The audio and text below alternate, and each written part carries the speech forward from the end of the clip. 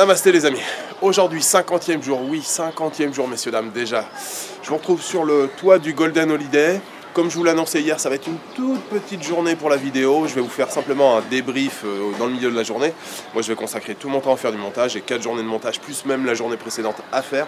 Je suis pas sûr que la journée soit assez grande, assez longue pour faire tout ça. J'ai vu qu'Issour en bas il s'apprête à partir là à Katmandou.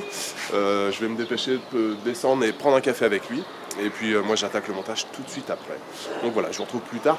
Aujourd'hui je vais essayer de ne pas manger de dalbat pour le déjeuner. Je vais essayer de manger autre chose, peut-être des momos ou autre chose.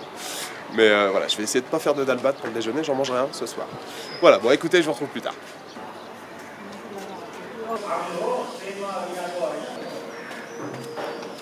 Comme je vous l'avais dit ce matin les amis, je voulais changer un petit peu du dalbat, pardon. Donc ce midi j'ai pris une tukpa. La tukpa c'est une soupe d'origine tibétaine mais qui est aussi très populaire au Népal, même dans certains états au nord de l'Inde comme le Sikkim ou près de la région de Darjeeling. Après il y a plein de variantes, ça peut être végétarien, ça peut être à la viande. Donc moi j'ai pris à la viande de buffle, vous voyez des petites lamelles de morceaux de buffle. Ça a l'air très très sympa et puis surtout ça fait des années que j'en ai pas mangé, la dernière fois c'était au Népal donc il y a quasiment 7 ans donc je suis très content, ça change un petit peu des momos, ça change un petit peu du dalbat de temps en temps et puis surtout c'est délicieux, il y a un bon bouillon, des bonnes nouilles, il y a des petits morceaux de chou, des petits morceaux de carottes, enfin bon ça a l'air très très bon, voilà, allez bon appétit à tout à l'heure. Voilà je suis de retour dans la chambre, j'ai pas fait beaucoup de montage ce matin, il va falloir que je passe la vitesse supérieure cet après-midi. Je voulais vous faire un petit débrief mais très rapide sur le trek. Donc, d'abord pour vous dire que c'était extraordinaire ces 4 jours, c'était vraiment génial. C'est le trek le plus pratiqué au Népal, hein, ce petit tour là, Ulieri, Gorepani, Gandruk, retour sur Nayapul ou sur Feli comme moi j'ai fait hier. C'est le trek le plus pratiqué au Népal, probablement le plus accessible. Alors normalement ça se fait entre 5 et 6 jours, moi je l'ai bouclé en 4 jours, ça peut se faire sans problème en 4 jours, voilà, quand on marche bien. Même si vous n'avez pas spécialement de conditions physiques et tout, après si vous n'aimez pas la marche, forcément, c'est pas un truc pour vous. Mais si c'est l'un des plus pratiques au Népal, c'est parce que voilà, c'est un trek assez court en temps. Et puis surtout que voilà, en quelques jours, vous avez parmi les plus beaux panoramas autour des Annapurna.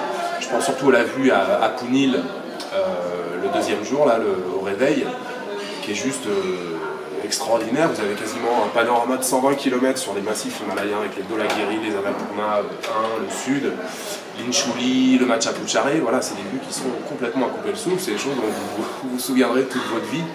Et voilà, moi c'était, je vous ai dit en plus, je l'avais fait 2 fois, je l'avais fait une seule fois. J'avais fait un deuxième trek avec Issour mais dans un autre endroit. Donc c'était la deuxième fois seulement que je le faisais.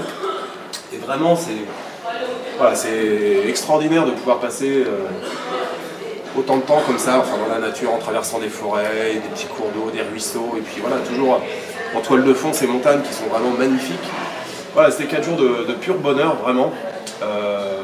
Et comme je vous le dis, voilà, ça reste accessible, même si, bien sûr, il y a des passages qui sont un peu difficiles, il y a des montées qui sont assez raides. Je pense notamment à l'arrivée avant Ulieri, là, dès le premier jour.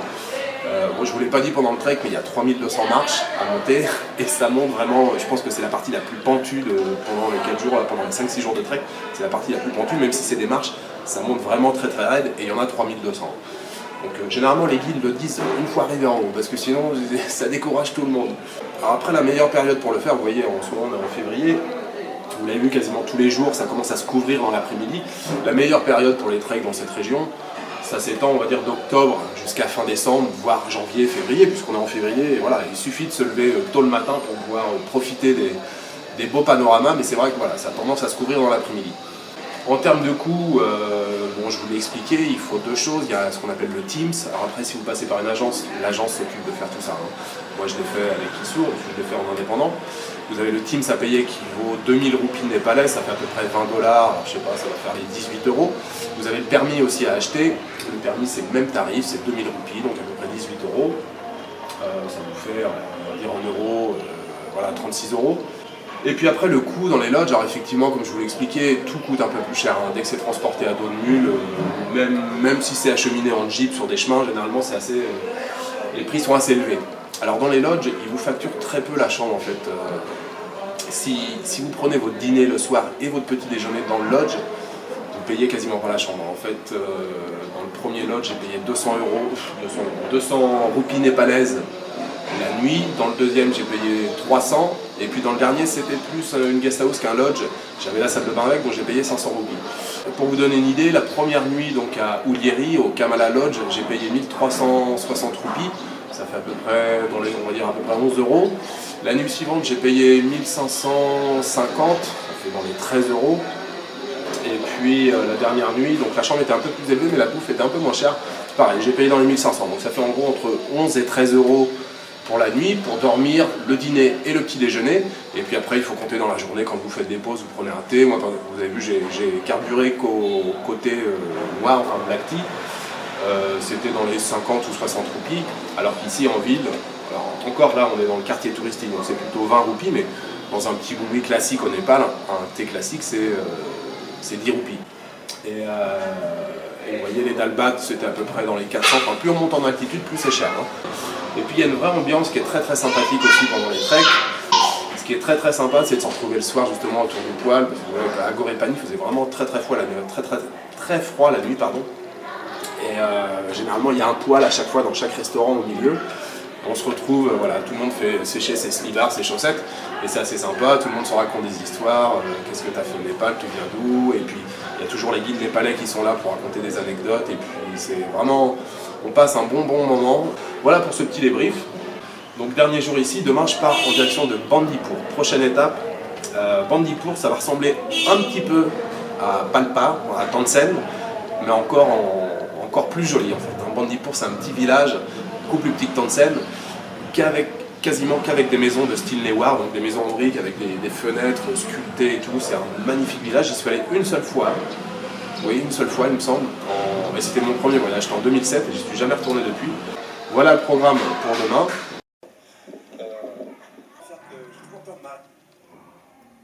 Bon les amis, petit début de soirée très tranquille ici, là, pour ma dernière soirée à Pokhara.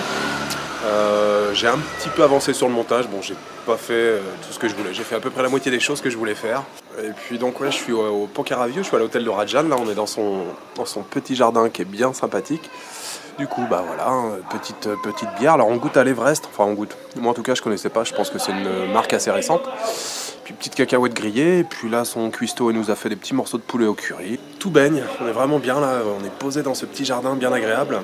Voilà, demain départ pour Bandipur. Moi je voulais partir tôt, Rajan me dit non tu pars que vers 10-11h, je t'emmènerai à la gare demain matin et tout. On n'est pas pressé. Je verrai à quelle heure je me réveillerai demain matin. Voilà. Bon les amis, finalement, changeons de programme. On a un peu bu, on a un peu picolé ce soir, donc Rajan a insisté pour que je dorme chez lui ce soir. Je vous souhaite une bonne journée, une bonne après-midi, une bonne matinée et je vous donne rendez-vous demain. Bonne soirée à tous, ciao. सिर्फ 10 सेकंड में ही शेप में और आप देखते हैं 5 से 10 किलो तक पतले और आपकी कमर 2 से 3 इंच तक